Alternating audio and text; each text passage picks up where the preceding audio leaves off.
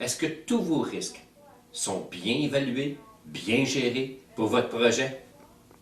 Bonjour, ici Michel Baudry pour formateur.ca. Nous allons répondre à cette question, du moins en partie aujourd'hui, puisque cette capsule est le 4e volet de la gestion des risques dans la gestion de projet.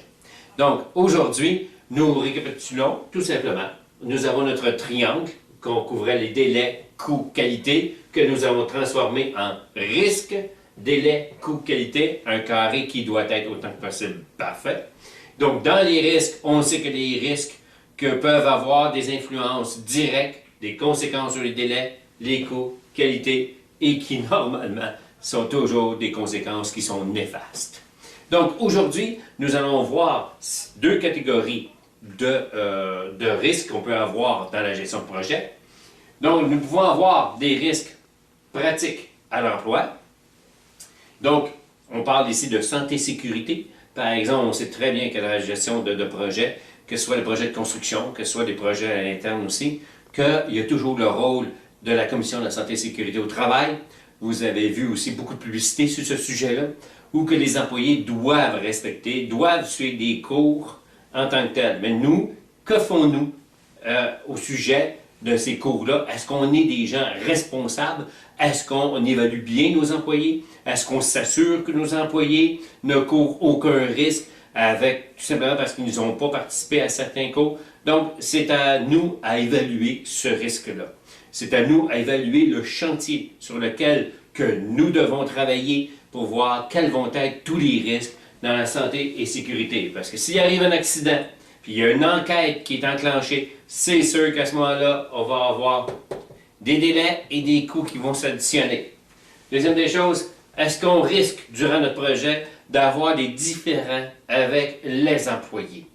Est-ce qu'on est sur une convention collective qui est différente à l'intérieur de notre entreprise et qu'on doit considérer? Est-ce qu'on va avoir des négociations en cours de route, en cours de ce projet-là, qu'il va falloir justement travailler? Quelles sont nos relations avec les syndicats? Donc, tout ça doit être pris en compte, OK, pour justement minimiser les risques et faire en sorte que le projet puisse tout simplement bien rouler. Mais il faut les considérer en partant, au commencement. Risque de fraude. Cette catégorie de risques-là, on doit absolument considérer les risques de fraude à l'interne. Il ne faut pas non plus se leurrer, OK? Il arrive souvent que j'ai vu, OK? Parce que je suis auditeur, justement, de certains projets de gestion, de projets d'envergure, de construction. Et j'ai vu, OK, tout simplement des gens, comme par exemple des acheteurs, faire tout simplement des ententes spéciales avec des fournisseurs afin d'avoir des ristournes ou afin d'avoir tout simplement il y en a qui appellent ça toutes sortes de termes, comme le bon terme québécois, des kickbacks ou des choses comme ça. Donc, il faut s'assurer que les personnes qui vont travailler à l'interne de ce projet, ce sont des personnes qui sont intègres, qui sont honnêtes et que les risques sont minimisés à ce niveau-là. Les risques de fraude externe, évidemment, il faut protéger nos sites. Il faut s'assurer aussi qu'à l'externe, qu'il n'y a pas personne qui vienne nous voler des matériaux, du matériel, qui peut nous voler des outils de travail, de la machinerie, des équipements. Donc, on doit s'assurer aussi que ça ne deviendra pas en sorte de venir affecter notre projet dans les délais et dans les coûts. Donc, vous pouvez voir de plus en plus que plus qu'on rentre dans les catégories de risques, que les listes s'allongent et qu'on doit considérer toutes ces choses-là. Fait que c'est tout pour cette capsule.